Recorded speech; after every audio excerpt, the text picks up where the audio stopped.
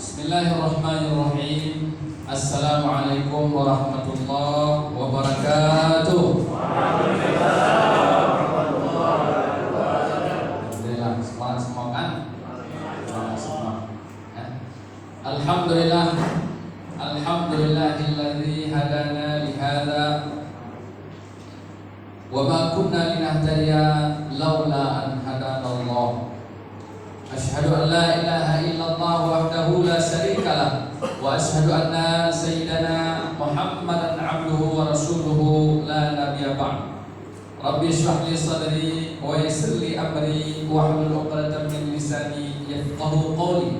Subhanaka la ilma lana illa ma 'allamtana innaka antal alimul hakim wa la haula wa la quwwata illa billahil aliyyil azim. Alhamdulillah, pada pertemuan pagi ini adalah pertemuan kedua atau pengajian kedua yang kita telah maklumkan semalam bahwa kita ada semuanya 6 kelas ataupun 6 slot pengajian yang luar biasa. Jadi itu banyak dan mudah-mudahan semua kita boleh mendapatkan. Maka jangan lupa di setiap slot ataupun setiap pertemuan pelajaran yang boleh tulis pelan-pelan. Jadi ditangkap apa yang sudah dituliskan, tulis ya. Dan semalam sudah kita sampaikan, man hafadha syai'an farra wa man kataba syai'an tarra. Siapa yang menulis itu akan tetap, siapa yang menghafal itu akan hilang. Jadi menurut kadar kemampuan kita masing-masing, mampu menulis, tulis, tidak mampu menulis juga kita kenakan saja. Paling tidak mana tudriku kulluh la tatruku kulluh. Sesuatu yang tidak dapat kita ambil semua, jangan ditinggalkan semua. Ya, mala tudriku kulluh la tatruku kulluh. Sesuatu yang tidak dapat kita ambil semua, jangan kita tinggalkan semua. Itu boleh baca. Woi, luar biasa. Boleh baca itu. Saya tak boleh mengekspek. Nah, apa itu tulisan? Oh, alhamdulillah bisa. Sudah selesai kita. Sudah sempat kita tulis bagusnya. Tapi tidak apalah, saya tulis dan saya bacakan.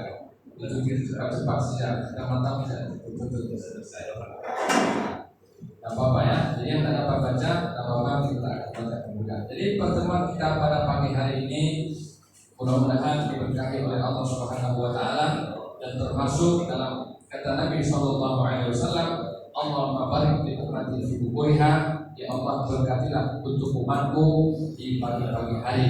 Jadi berpagi-pagi hari, apalagi di pagi hari kita pergunakan untuk majelis ilmu. Itu mudah-mudahan termasuk daripada doa Nabi sallallahu alaihi wasallam.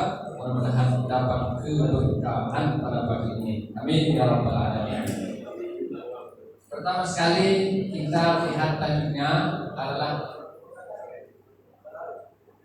kita baca itu, kalau kita baca accountability kan? Boleh baca kan? Accountability. Kalau saya baca accountability. Jadi lain orang lain ejaan ya. Ini ejaan accountability kan? Banyak, makanya sedikit kita sampaikan, mudah-mudahan bermakna mengenai membaca Al-Quran dengan bahasa Latin. Ya, ini akibatnya ini. Al-Quran tidak boleh kita baca selain dengan bahasa Arab. Ya, boleh dipahamkan. Al-Quran tidak boleh dibaca melainkan menggunakan pakai bahasa tulisan Arab. Kenapa? Karena akibatnya ini. Ada orang baca accountability, ada orang baca accountability. Ya, macam bahasa BI. Kalau orang BI bilang grammar, tahu grammar? Tahu. Kalau di Indo baca grammar. Jadi rusak Quran kalau begitu cara baca. Bahaya kan? Orang sini baca, orang dia bilang grammar, orang Indo bilang grammar. Karena orang Indo baca macam mana tulis begitulah dia baca. Mesti dia baca begitu. Kita kan singkatan grammar, orang sana grammar. Jadi itu Al-Quran dan dapat ditulis atau jangan dibaca menggunakan bahasa Melayu. Ya mesti bahasa Arab juga. Cuman saya belum pernah belajar lah. Ada alasan kenapa baca Al-Quran menggunakan bahasa lain, bahasa Melayu? Bagus bilangnya. Sebab kita tulis pakai bahasa Melayu ini untuk memudahkan terhadap orang-orang belum pandai belajar bahasa Arab. Belajarlah. Jadi kalau ditulis begitu sampai bila-bila nggak mau belajar, kan? Jadi mudah-mudahan boleh dipahami bahwa Al-Quran jangan dibaca menggunakan bahasa Melayu, tapi mesti dibaca dengan bahasa Arab. Adapun terhadap orang belum pandai, wajib belajar supaya pandai. Yang jangan berterusan membaca menggunakan bahasa Melayu, karena bahasa Melayu lain tempat, lain cara baca, dan perubahan zaman akan perubahan cara baca. Ya, perubahan zaman berubah tulisan dulu ya, tulisan itu kalau berapa puluh tahun yang lalu saya baca bahasa Melayu, contoh tulisannya. Kalau yang sekarang kita baca tulisan salah satu nama tempatnya itu tulisannya Aceh, A, kalau semua E, tulisannya kita baca Aceh.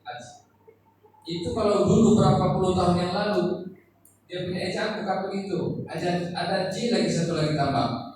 Artinya berubah zaman, berubah masa, boleh berubah bahasa. Jadi jika Quran dibaca dengan bahasa Melayu, maka yang tulisan sekarang sudah lain. Bacaan dulu, bacaan sekarang sudah lain. Lain tempat, lain cara baca.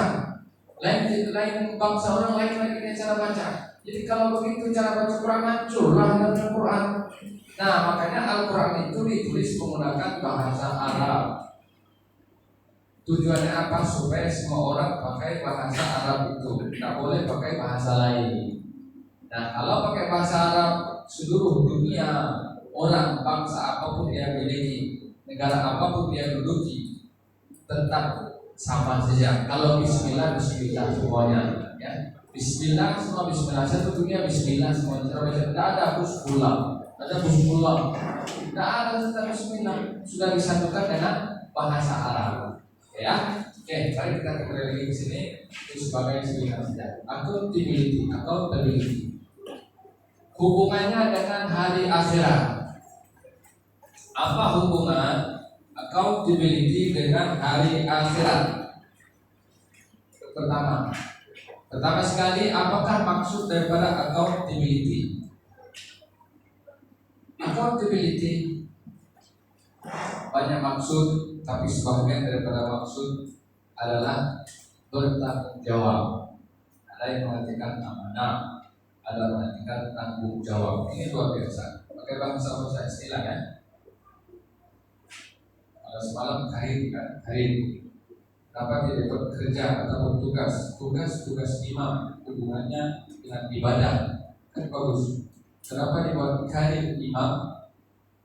Hubungan apa kaitannya dengan ibadah? Kan buat karir. Ini menggunakan bahasa istilah, tapi luar biasa sangat bermakna.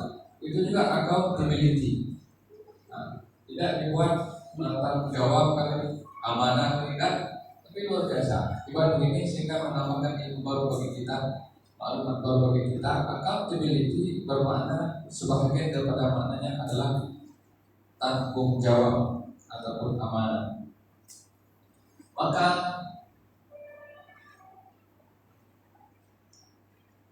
apa hubungannya dengan hari akhirat nanti ya? Kemudian di dalam Al-Quran apakah ada ayat-ayat ataupun hadis yang berkenaan dengan accountability, dengan tanggung jawab, dengan amanah? Sangat-sangat banyak ya, sangat-sangat banyak. Nah, kalau kita punya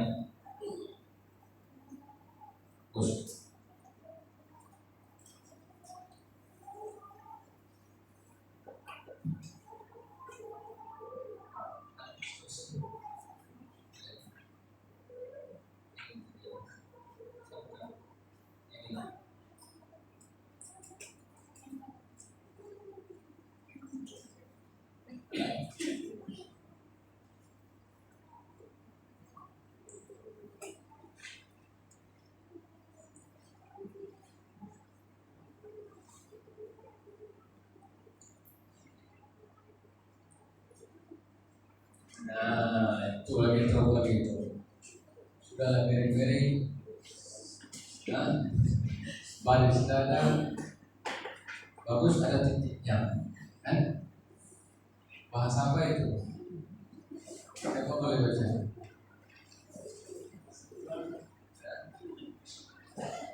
Yang ada nampak dalam kepala 283. Ayat salah seorang teman ini. Jadi ini sebahagian daripada ayat-ayat yang menyuruh kita supaya kita menjadi orang amanah atau menjadi orang yang bertanggung jawab di dalam hidup kita. Bahwa hidup kita, ketahuilah, penuh dengan pertanggungjawaban, ya.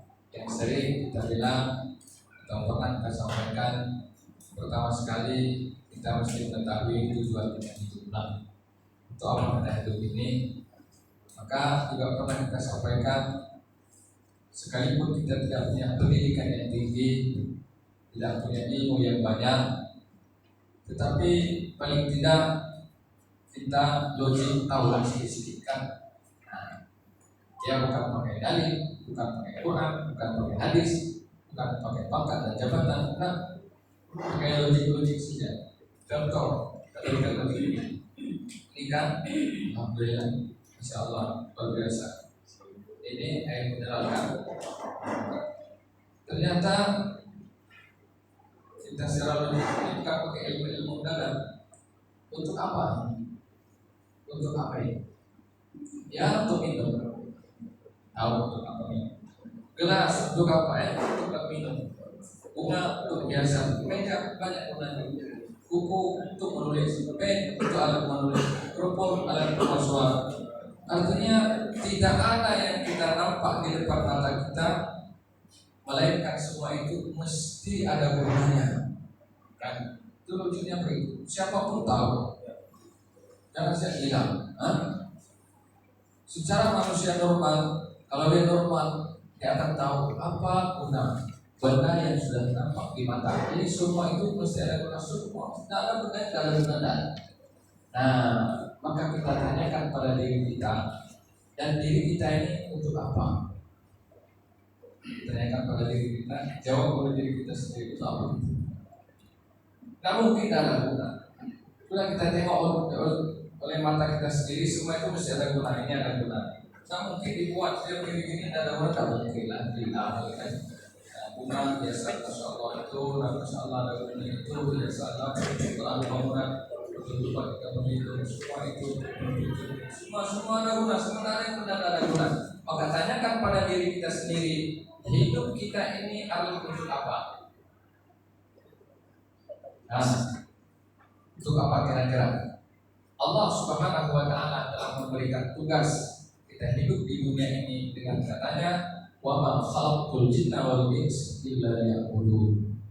Tidak aku ciptakan jin dan manusia kecuali untuk menyembah Allah. Itu tujuan kita hidup.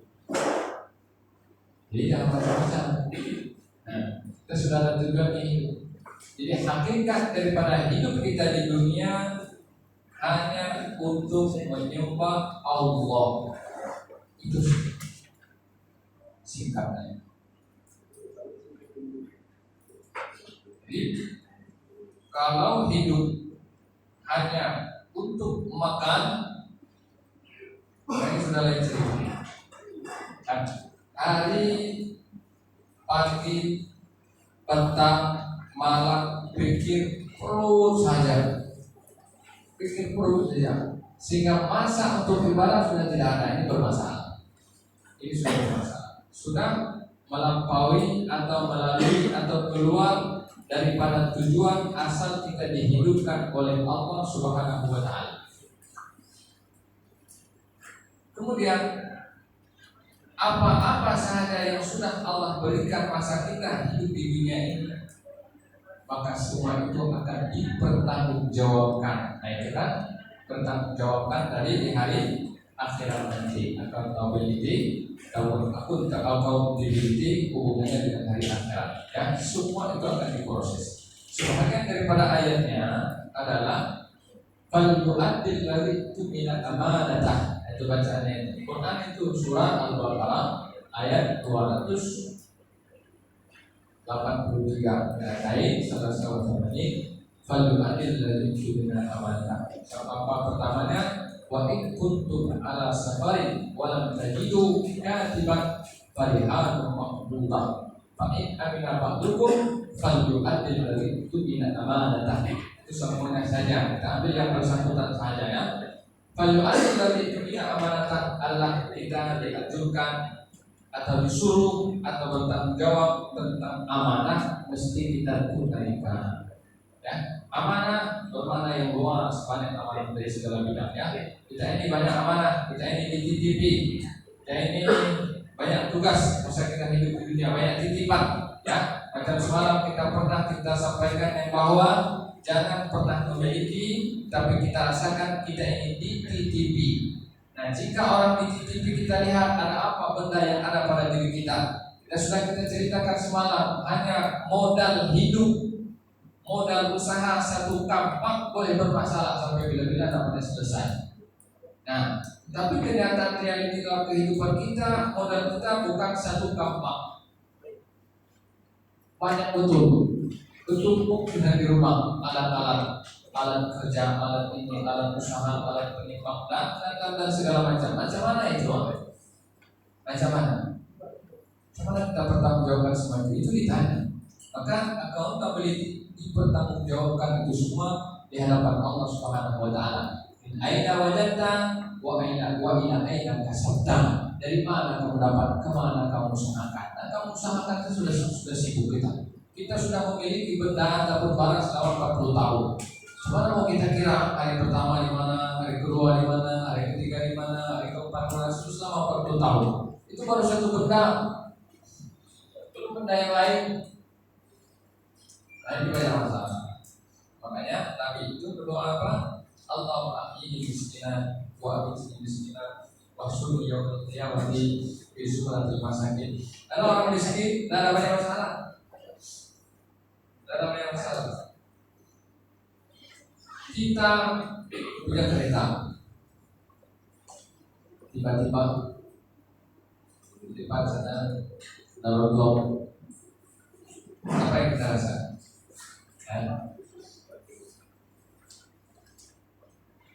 Apa yang kita rasakan? Biasanya tidak ada surat kereta mati. Apa yang kita rasakan? Kenapa bergantung? Pertama karena salah. Yang kedua karena kita punya kereta itu. Akhirnya kita bermasalah. Coba kalau orang tidak punya kereta, ada roda, saja. Nah, makanya begitu kira-kira proses orang kaya sama orang miskin mau masuk surga itu bisa dihisab di hadapan Allah, ditimbang amal di hadapan Allah. Orang kaya bermasalah, darul. Orang miskin ini pastinya apa menurut blok lesen, kereta mendadak, surat kereta mendadak, apa? Silakan jalan itu. Jalan saya ke jalan kaki.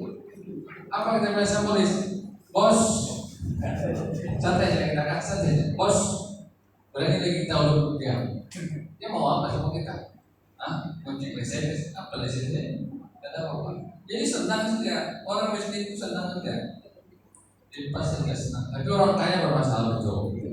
Yang dalam perjalanan mau pergi jajan misalnya atau pergi mana?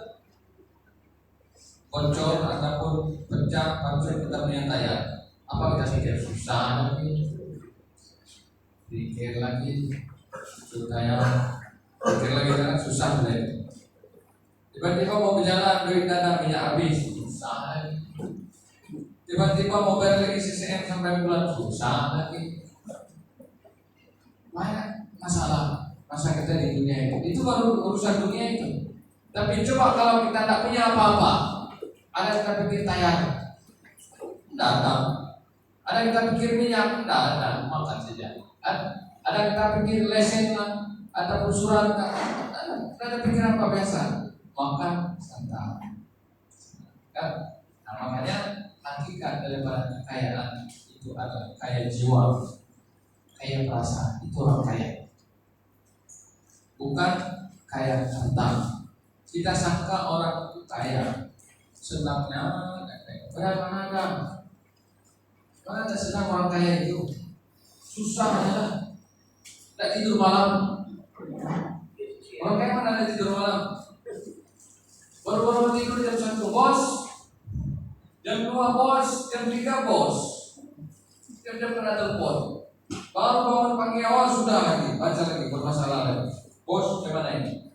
Pergi lagi sana lagi kita sana lagi pikir sana. Coba tengok orang kaya, apa dia buat? Kerja, sibuk, penat ya kan? Kita sangka kaya, tak kaya bukan begitu. Kaya itu santai, jam kita. Itu kaya. Siapa yang suruh kita? Siapa yang telepon kita? Tidak ada. Siapa mau panggil kita? Tidak, biasa saja. Tidak ada apa-apa. Itu kaya. Ya. Kaya itu kan orang kaya itu kan senang. Tapi kalau sudah bos ini, mana ada senang itu? Baru satu suap, sudah lagi ditelepon. Bos macam mana ini? Habis sudah ini belum. Jadi bila makan itu. Jadi makanya kenyang rasa dada, Kaya ada sangka kaya, tapi datang ke rumahnya apa dimakan? Kangkung. Dulu, makanya kangkung itu makanan orang kaya. Daun itu makanan orang kaya. Udang makanan orang miskin. Karena orang kaya makan udang, gaul. Orang kaya tidak makan daging. Religi, bidara. Jadi makanan orang kaya itu apa? Telur. Jadi yang sebenarnya siapa yang kaya? Kan kaya itu kita. Ya, maka kita sedang makan.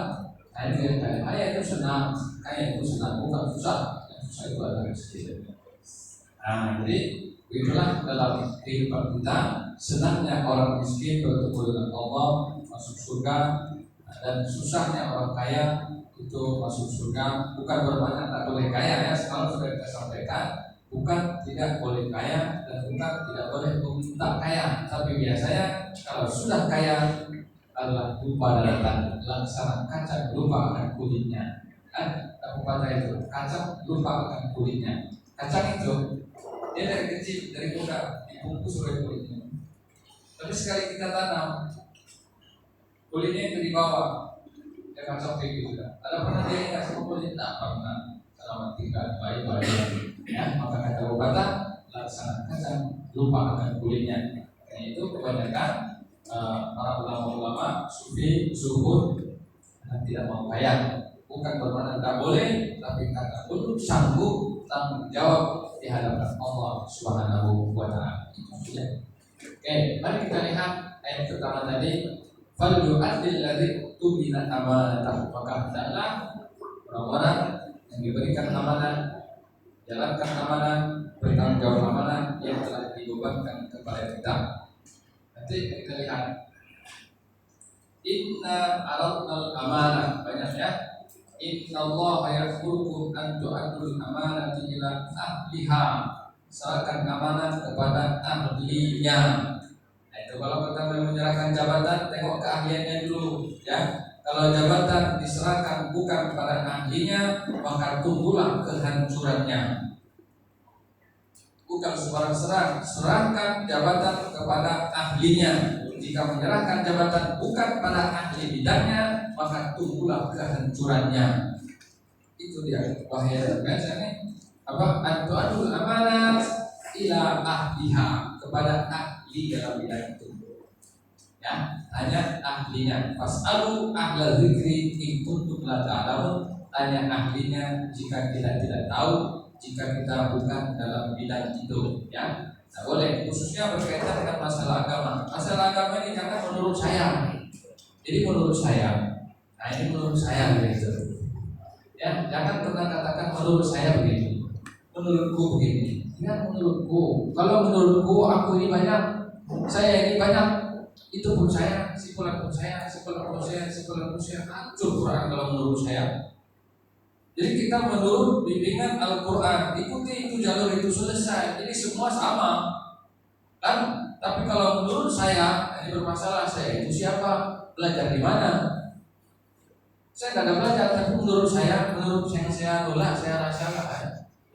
Cuma boleh, mana boleh terasa sampai ilham atau wahyu. Nah, ada ya. Semalam sudah kita ingatkan, kalau kita tidak mau berburu, maka yang rasa-rasa itu, yang mencoba-coba menjawab dalam hati kita itu lebih bisikan daripada setan, itu berpakaian. Itu juga pada ahlinya jika kita tidak mengetahui sesuatu benda. Kemudian termasuk faman ya'mal mithqala dzarratin khairan yarah wa man ya'mal mithqala dzarratin syarran yarah. Yang sering hari-hari kita semua imam di sini kan kita bacakan. Nah, jadi beramal kita baik sekecil apapun Allah akan berikan itu. Yang Allah akan berikan itu. Sesungguhnya Allah la yukhliful mi'ad. Allah tidak akan pernah menyalahi janjinya. Kalau Allah sudah berjanji begitu, begitulah. Maka salah satu hikmah, kenapa pernah kita mendengar cerita iblis kan? Pernah iblis diperintahkan oleh Allah untuk sujud kepada Nabi Allah Adam. Wa idh qala rabbuka lil malaikati inni wa idh qulna lil malaikati isjudu li Adam fasajadu illa iblis. Ketika Allah perintahkan para malaikat untuk sujud kepada Nabi Allah Adam alaihissalam, malaikat tunduk. Ada satu orang tak mau tunduk, namanya iblis laknatillah. Nah, kemudian iblis ini Allah sudah laknat. Karena minal kafirin, ya, jadi orang kafir, orang ingkar, orang kufur, tertutup daripada rahmat, masuk neraka. Nah, iblis minta tobat, tak mau dia. Ini iblis tobat tak mau, sudahlah ingkar. Iblis itu ilmunya banyak, tapi Adam tidak ada ilmu banyak. Makanya punya ilmu kalau tidak ada Adam, akibatnya itu akibatnya. Ilmu banyak, iblis itu banyak ilmu. Mustasyar bainal malaikat, yang ahli jawatan kuasa musyawarah di antara malaikat-malaikat yang lain. Kan dalam katanya ilmu itu. Tapi kenapa dia boleh tumbang? Kenapa akhir hayatnya boleh jatuh? Karena dia sombong.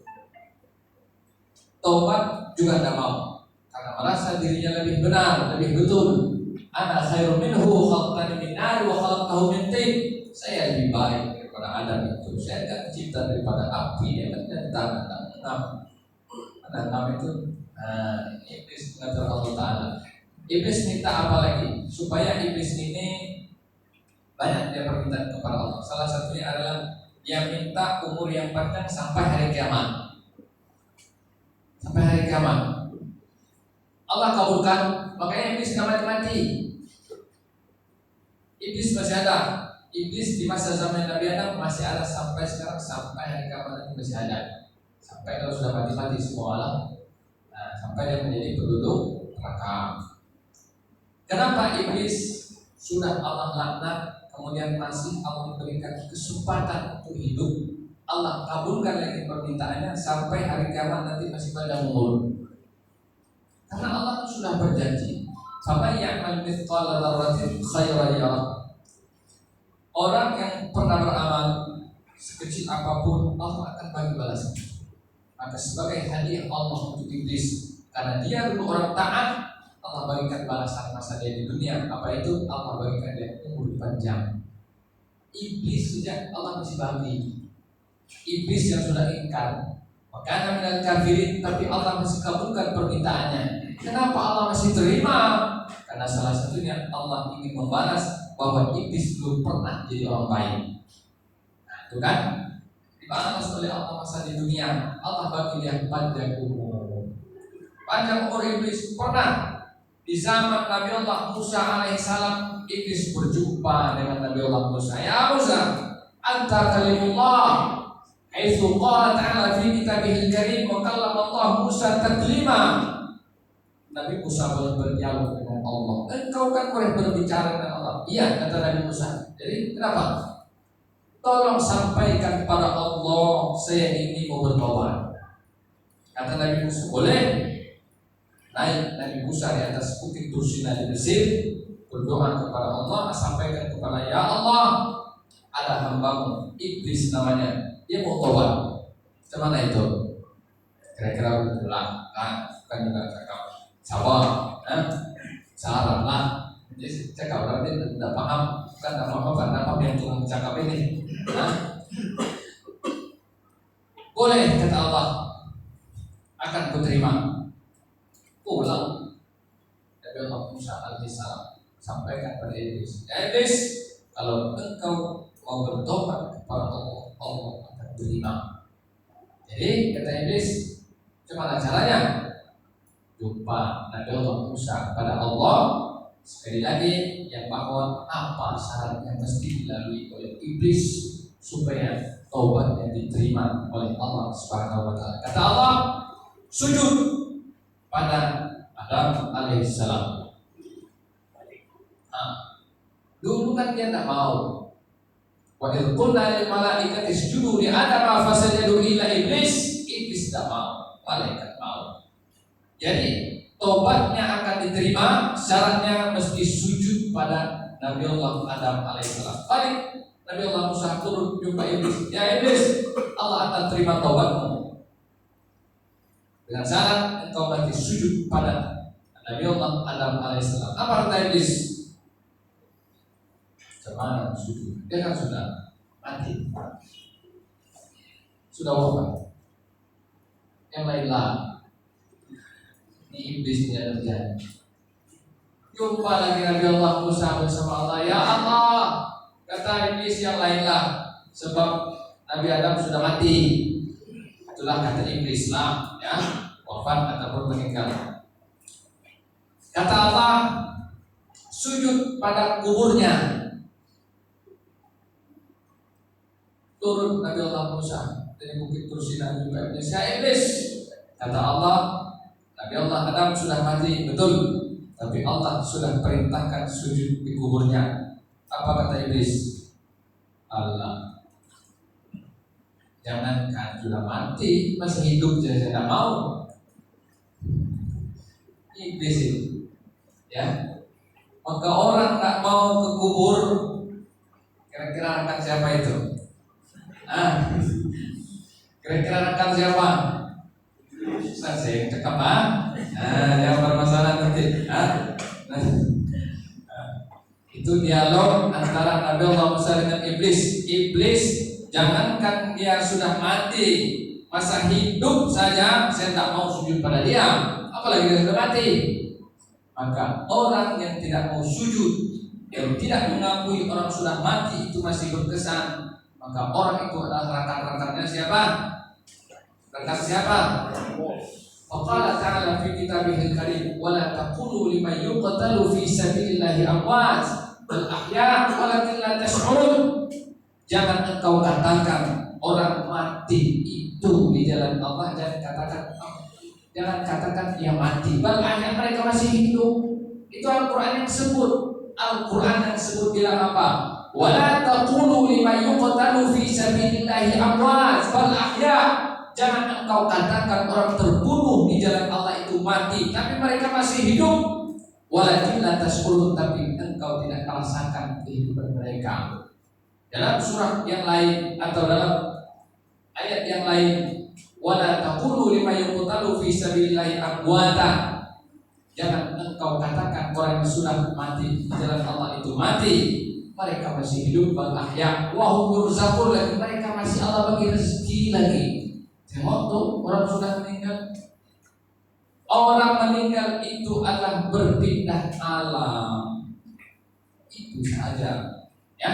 Nanti kita akan ceritakan bahwa berapa alam yang akan kita tempuhi dan yang sudah kita tempuhi. Oke, jelas, boleh dipaham? Jadi tadi Innallaha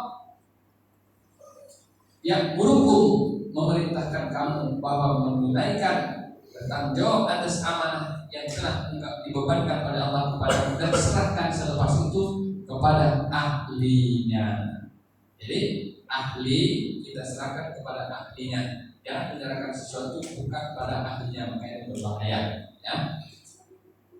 Kemudian faman ya'mal mithqala dzarratin khairan yarah wa man ya'mal mithqala dzarratin syarran yarah. Juga sedemikian, sekecil apapun dosa yang ada pada diri kita, Allah akan perhitungkan itu. Allah akan bertanggungjawabkan itu. Allah akan hisab itu. Maka orang tidak akan masuk surga jika di dalam hatinya ada sedikit kibur. Kan berbahaya. Hanya rasa sombong dalam hati, gara-gara itu tidak masuk surga. Kibur, dosa, takabur, menganggap diri paling betul, sombong, bahaya. Hanya karena kecil saja. Ya. Jadi amal sekecil apapun Allah akan balas amalan itu, dan dosa sekecil apapun Allah juga akan berikan balasan. Allah ataupun Allah akan berikan siksaan atau azab terhadap orang dosa walau sekecil apapun. Kullukum ra'in wa kullu ra'in mas'ulun an ra'iyati. Ini bermasalah. Kullukum ra'in, setiap kita ini adalah pemimpin. Betul. Terhadap menteri, maka pemimpin bagi negaranya. Terhadap imam, pemimpin bagi jamaahnya. Semalam sudah kita bilang, imam di depan, siapa yang dia pimpin, tanggung jawab di belakang, makmum. Seorang kepala keluarga, seorang bapak, maka dia pemimpin terhadap istri dan anak-anaknya. Seorang ibu adalah pemimpin terhadap anak dan urusan rumah tangganya. Terhadap seorang bos, maka dia pemimpin terhadap pekerjaannya. Wa kullu ra'in mas'ulun an ra'iyatihi. Itu masalah dia. Ya, dan setiap apa yang kamu pimpin, Allah akan pertanggungjawabkan itu. Allah akan perhitungkan itu. Allah akan hisab itu satu-satu. Pertama sekali adalah kita ini adalah pemimpin terhadap anak-anak kita. Alhamdulillah semuanya sudah ada anak sini kan? Ada lagi belum? Kawin belum? Gimana mau ada anak? Bukan lagi anak tapi cucu. Ya, ingat, anak itu, istri itu adalah titipan Allah. Siapa yang bertanggung jawab? Kita. Dunia akhirat. Dunia akhirat bertanggung jawab di hadapan Allah. Anak terutama itu adalah amanah Allah. Jangan pernah kita ceritakan yang bahwa amanah jika kita jaga, maka kita akan disebut orang amanah, dan jika tidak, maka kita disebut orang yang khianat. Jika kita dititipi satu benda, ada orang datang, Pakcik, titip kereta di depan rumah, boleh, pergi orang titip kereta, pulang orang itu, kita jaga kereta dengan bagus, berarti kita disebut orang amanah. Sebaliknya, titip kereta, boleh di depan rumah, boleh, tapi ternyata balik orang yang punya kereta, lanjut layarnya, cermin sisinya hilang sudah sebelah, flightnya sudah banyak masalah di sana. Kira-kira marah tak yang punya kereta? Marah. Kenapa? Karena kita tidak amanah dalam menjaga itu. Begitu juga kita, anak itu adalah amanah Allah, titipan. Untuk apa anak itu? Untuk apa? Itu titipan Allah. Maka jika kita jaga betul baik akidahnya, ibadahnya, maka kita dikira orang amanah. Jika tidak, itu yang akan bermasalah. Sehebat apapun kita seorang bapak, ada dialog antara anak dan bapak, sampai di hari akhirat anaknya masuk neraka, bapaknya masuk surga. Sebab kenapa? Bapaknya soleh, anaknya salah. Jadi bapaknya masuk surga, anaknya masuk. Ditanya oleh Allah, ya pola, kenapa kamu masuk neraka? Bilangnya sebab saya tidak sholat, tidak menunaikan kewajiban. Allah tanya kenapa? Sudah tahu. Kok pasti tidak pernah suruh? Oh, begitu. Nah kalau begitu tukar. Anaknya masuk surga, bapaknya masuk neraka. Ini namanya tanggung jawab. Ya? Tanggung jawab. Nabi Allah Ibrahim alaihissalam punya anak. Namanya siapa? Ismail alaihissalam, Ishak alaihissalam. Ishak juga anaknya, Nabi Ismail juga anaknya. Apa pendidikan yang diberikan oleh Nabi Allah Ibrahim pada anaknya? Wahai anakku, ya bunai, wahai anak, ma ta'buduna min ba'di, ma ta'buduna min ba'di. Apa yang kalian sembah nanti kalau bapak tak ada? Pertama sekali dididik untuk anaknya adalah akidah. Ma ta'buduna min ba'di. Apa kalian sembah anak-anakku nanti kalau bapak sudah tak ada? Luqman Hakim dalam Al-Quran surah Luqman berpesan pada anaknya, ya bunai la tusyrik billah. Juga dia tanamkan akidah pada anak-anaknya, jangan pernah kalian syirikkan dengan Allah. Artinya apa? Para nabi mendidik anaknya pertama sekali memperkenalkan Allah ataupun ilmu akidah. Risau betul seorang bapak terhadap anak-anaknya, nanti takut anak-anak itu tidak punya akidah di saat dia sudah besar atau di saat bapaknya sudah tiada. Takut betul kalau anaknya tidak ibadah kepada Allah. Kita sekarang lain, kita takut. Ya bunai, wahai anakku, ma ta'kuluna min ba'di. Apa kalian makan nanti kalau bapak dada? Itu pendidikan kita sekarang. Nabi dulu ma ta'buduna min ba'di. Apa kalian sembah kalau bapak nak? Kita sekarang nak mati bapak, apa kalian makan? Nah, itu pendidikan kita. Apa kalian makan? Sekolah nak mau, bekerja nak mau. Apa kalian makan kalau bapak datang? Tak pergi sekolah, habis kita pukul, habis kita tampar, habis kita tendang, habis kita serang habis-habisan. Subuh tak bangun. Ini masalah. Tanggung jawab di hadapan Allah. Dan sekolah berhabis, kita tampar, kita pukul, kita caci, kita maki, kita hina. Mata kulu nabi baju wahai anak, macam mana nanti kalau bapak tidak dapat kalian makan? Sekolah tidak macam mana kalian kerja? Itu pendidikan kita sekarang. Takut dia tidak ada kerja, seakan-akan yang bagi kita rezeki kerja. Ketahuilah buka halaman betapa banyak orang tidak punya kerja makan, betapa banyak orang punya kerja kaya, betapa banyak orang yang tidak ada kerja dan apa karena jabatannya di kontraktor, sekolah tidak ada, sekolah pun tidak ada. Kenapa kita yakin sesungguhnya kerja itu akan memberikan manfaat, memberikan kehidupan, menjamin kesenangan kita, sehingga kita berhabis memukul anak, memarahi anak, mencaci maki anak, menghina anak. Kita serapah anak kita, kita tendang anak kita. Kita tidak pernah ingat apa tujuan hidup daripada manusia. Wa ma khalaqtul jinna wal insa illa liya'budun. Tidak aku ciptakan jin dan manusia kecuali untuk menyembah Allah. Ma ta'buduna min ba'di. Apa kalian sembah kalau bapak dan itu pertama sekali kita tanamkan para anak. Kita hidup di dunia dititip oleh Allah adalah anak, dan anak itu tanggung jawab bagi kita dunianya dan akhiratnya. Paling tidak itu tadi ma ta'buduna min ba'di. Jadi apapun kita tidak ada dilarang.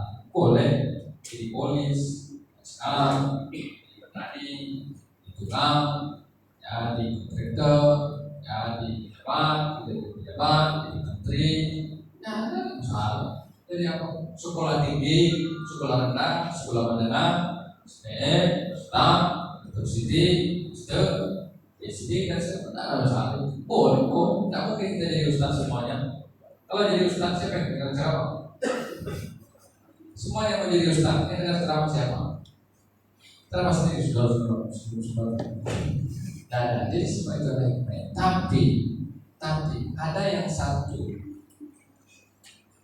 Sebelum kita jadi apa-apa, kita mesti kenal Allah dulu. Itu pertama sekali. Maka terhadap seorang bapak mesti mengajarkan ilmu pengetahuan anaknya kenal Allah betul-betul.